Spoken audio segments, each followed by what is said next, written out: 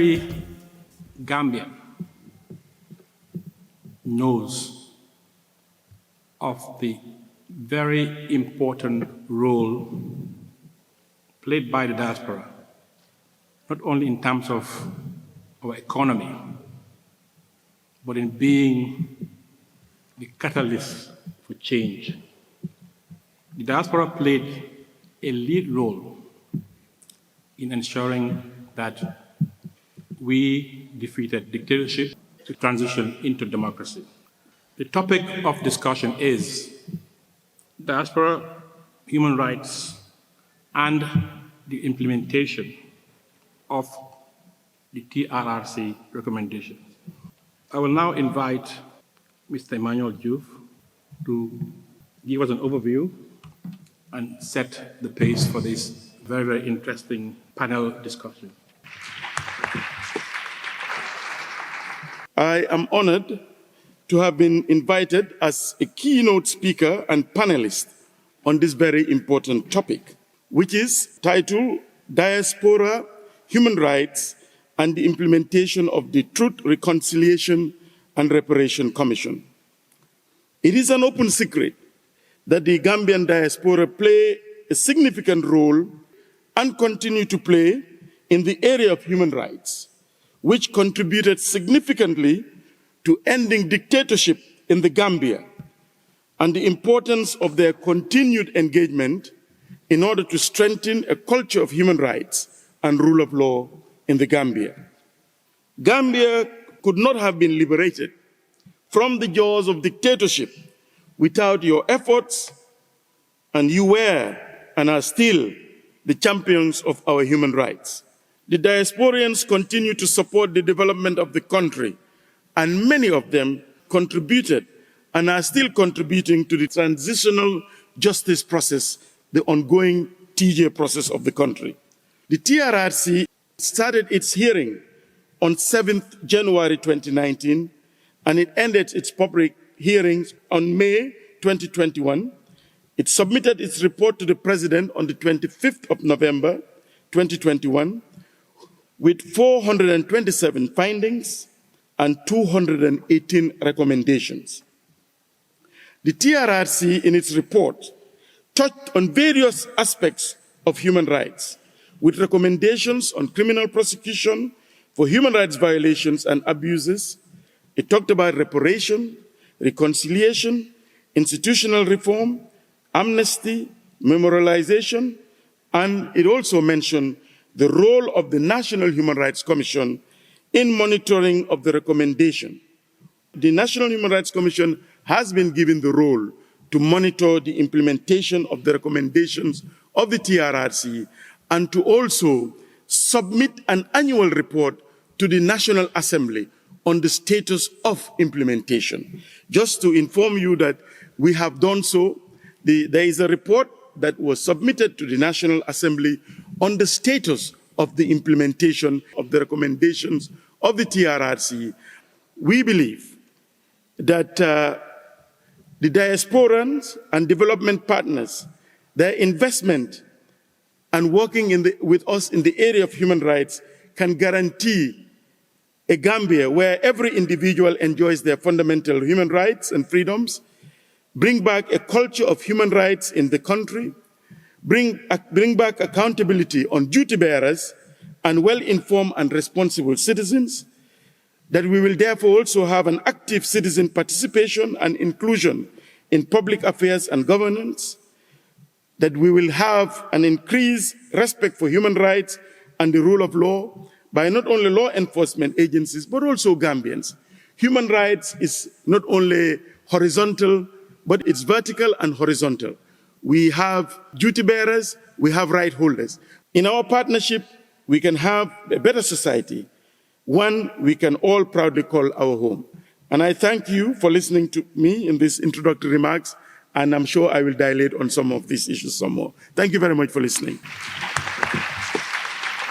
One of the important features of this truth-seeking process was that it was victim-centric. The victims had a role in it, from its conception all the way to the end. Victims have always played a role in this. As someone who's been very active in ensuring that victims are empowered and have a say in our TJ process. I'd like to hear Priscilla's view on where are we with, or what is the victim's perspective as far as the implementation of this TRRC recommendation goes? I believe the general consensus is that there is wide acceptance of acknowledgement of the efforts being made up to this present point, even though there are some disappointments because some people do not really see the pace moving as fast as they would want to. And in that respect, I guess there's need for much more engagement with the victims' community so that they'll be able to understand it from that perspective, even though there is a white paper, there's an implementation plan, but then there are delays, there's resource issues over resource mobilization, and the buy-in is there. Of course, the government is well on board.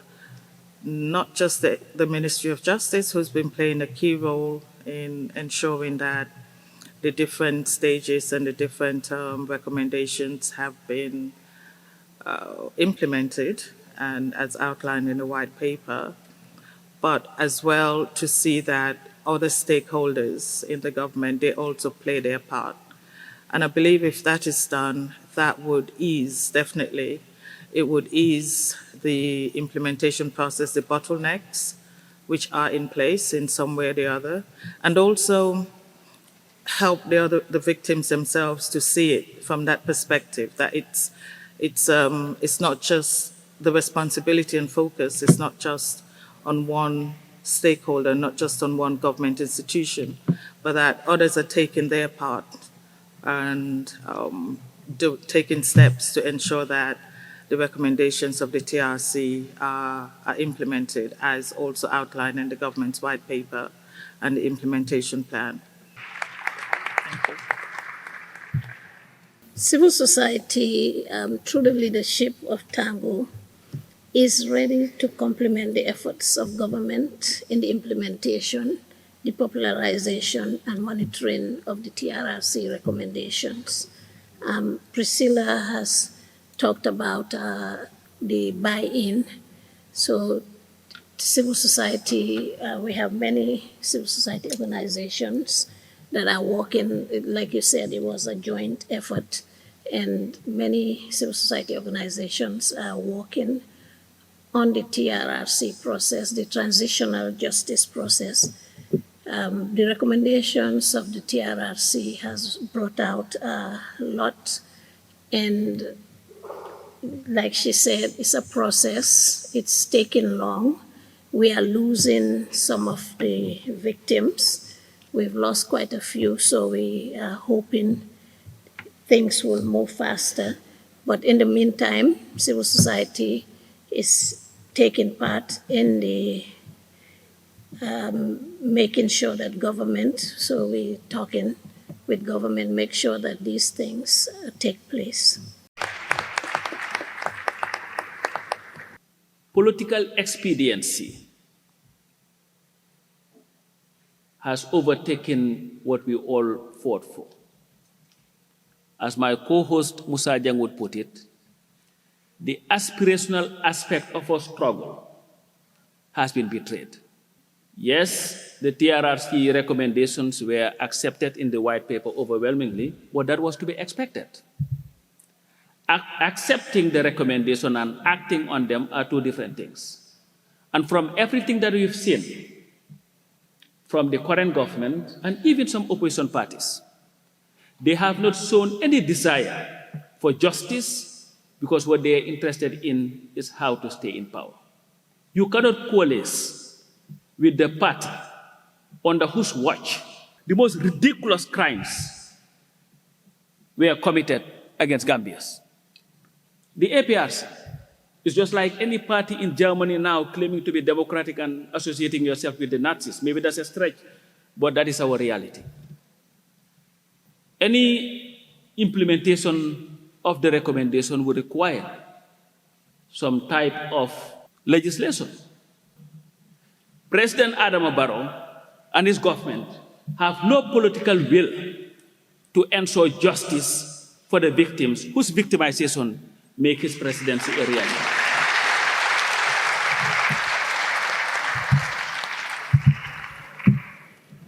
To implement 263 recommendations in a program is massive. For every single recommendation, it's considered an output area, which must be broken down into several activities. There are thousands of activities that must be implemented in order to be able to fully implement all the TRRC recommendations. And that's what the implementation plan is. It's very important that we had this plan in place because it's really our guidance. It's really how we translate our vision of implementing the recommendations into reality. We all have to work together on implementing the implementation plan itself. So what has the government done in terms of implementing the implementation plan? I think the first place to start is coordination. Implementing the recommendations is an all of not just government, but an all of society approach that must be taken. Because there's so many of them, so many issues. Resources will always be a problem. We have to find ways to be collaborative and innovative. It really is a whole of society approach that must be taken. And on coordination alone, there are 4 coordinating mechanisms that are either in place or soon to be in place that would support implementation of the recommendations. You have an interministerial coordination mechanism, the steering committee. We have a victim town hall. I believe the first town hall meeting held just about a month ago. We have a CSO platform, which again has held and will continue to hold. And then finally, there's a partnership platform that also will be supported to conduct its meetings. When we have so many recommendations to implement, it's important to have a plan. And it's important that the government does first and foremost proper coordination. And I think a lot of effort has been put in place in making sure that the coordination mechanisms are in place and start doing their works.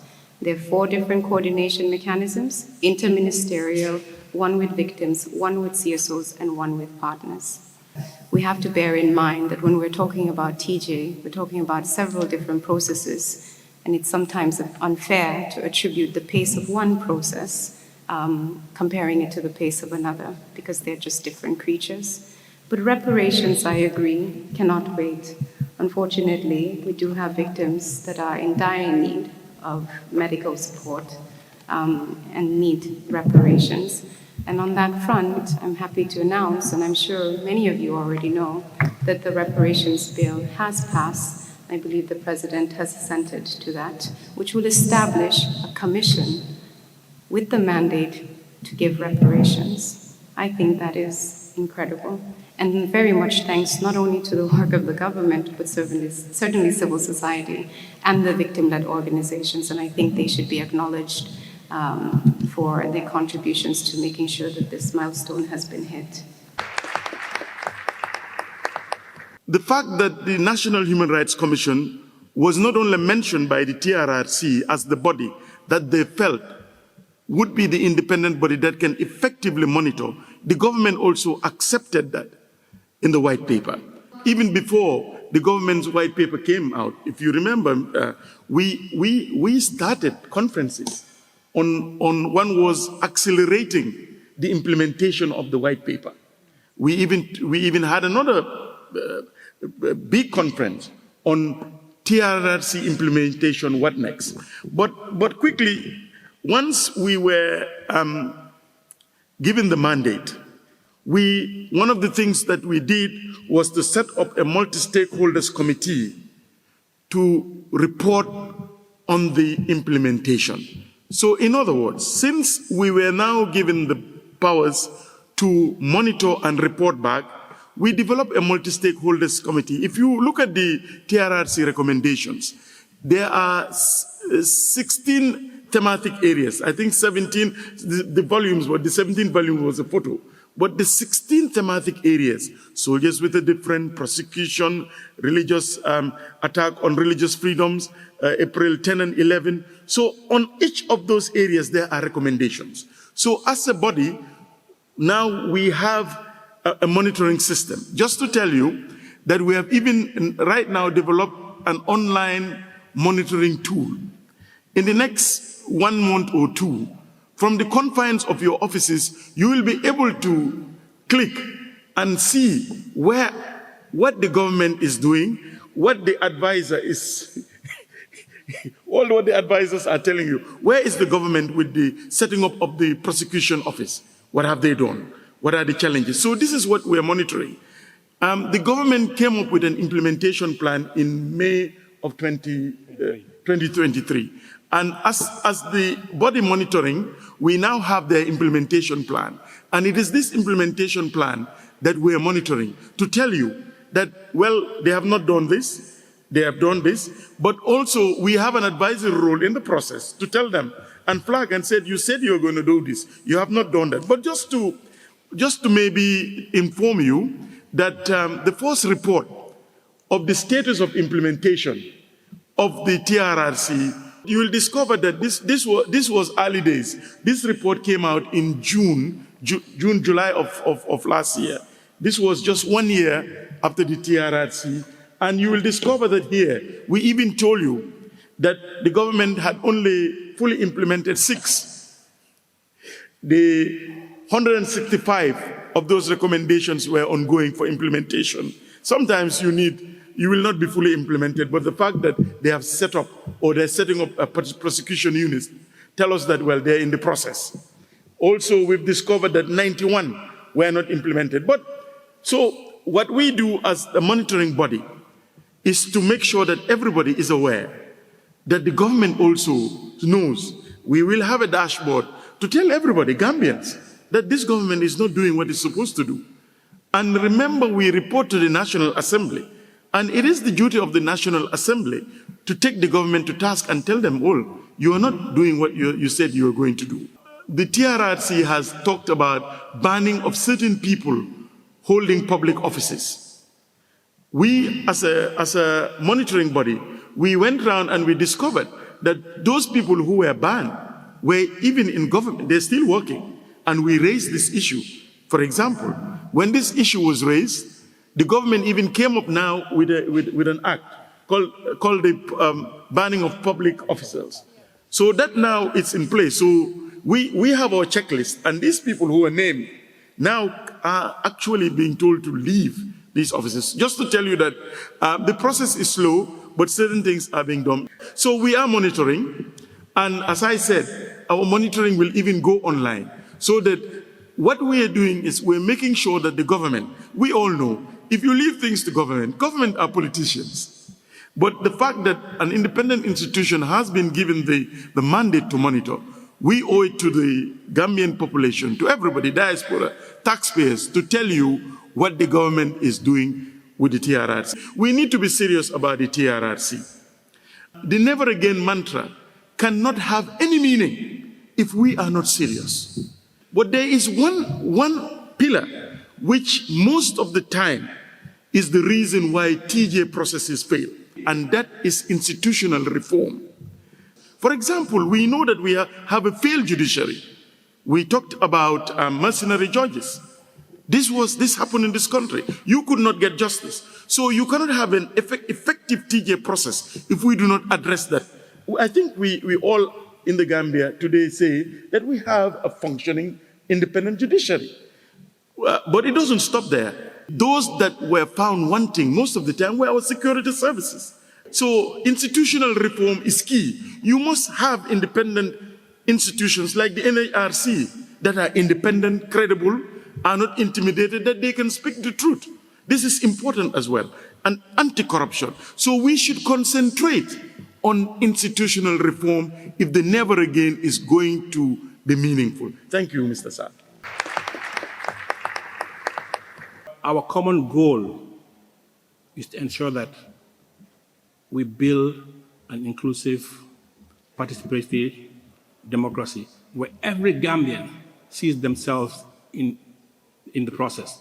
And even divergent and dissenting views are respected and welcome.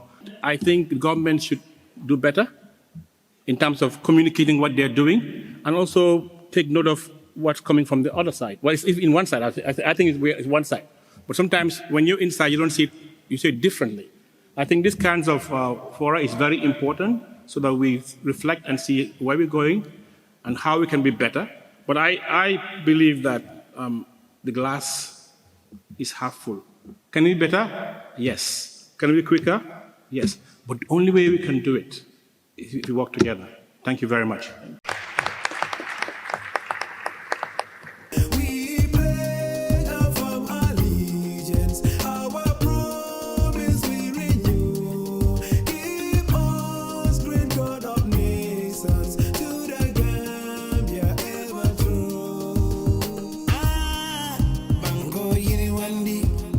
Gambia.